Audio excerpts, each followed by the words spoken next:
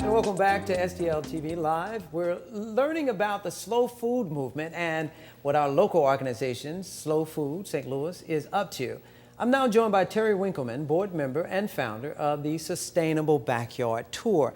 Tell me about the Sustainable Backyard Tour. What is it, and what do you expect people to get from this?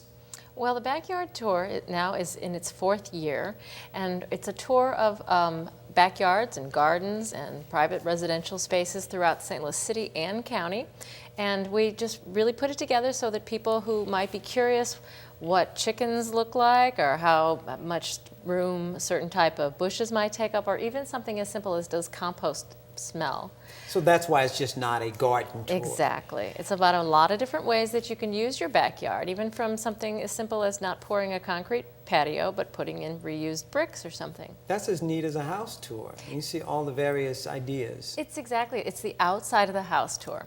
People talk about green home building and how you can make a greenhouse very, environmentally friendly and energy efficient, but people kind of forget about the outside. And not all of us can build a new house, but almost all of us have some place outside, even if it's just a patio or a balcony, that we can plant some herbs or some garlic maybe. And there is something important that you'd like for people to get from this, obviously, because you pick the homes or the places for people to see for a reason.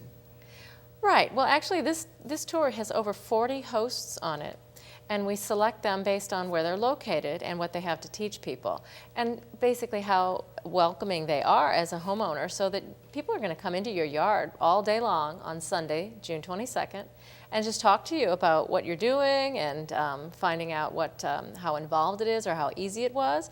So I want people to know that you can do it wherever you live, whether you live in Spanish Lake or Ellisville or Melville. What kind of people are you expecting to come out? Well, we have a lot of children attending with their parents. We have 4 schools on the tour this year, so we expect a lot of teachers to come out. But just families, individuals, anybody who might be thinking about learning how to cook, that wants to learn how to grow their own homegrown tomatoes, all kinds of people. And what are the most, I guess, fascinating garden and backyard tours that you have seen in terms of the people who are participating? What fascinates you?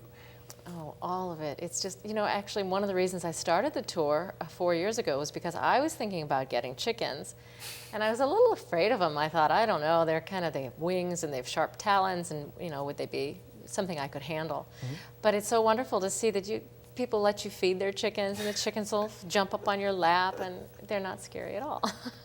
I think I would be more fascinated by probably a lot of the various things that people have learned to grow here. Sure. Things that you wouldn't even think could grow here. Some people have them in their backyards. Arctic kiwi. Arctic kiwi. I was surprised that you could grow Arctic kiwi in St. Louis, but it does do all right here. It's a perennial fruit, so you plant it and it'll do better every year. You don't have to replant it.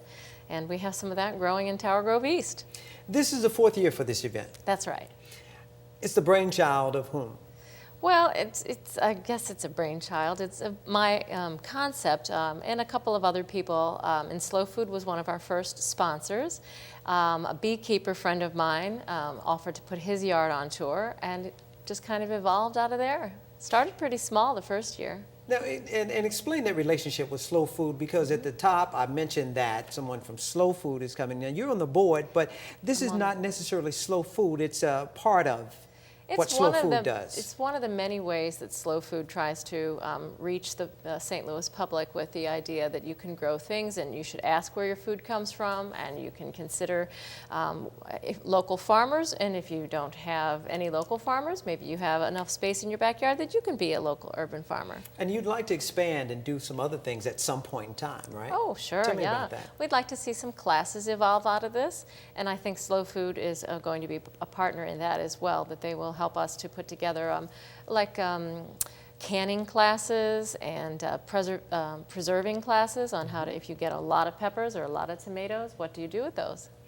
Absolutely. For more information on the Sustainable Backyard Tour, go to sustainablebackyardtour.com.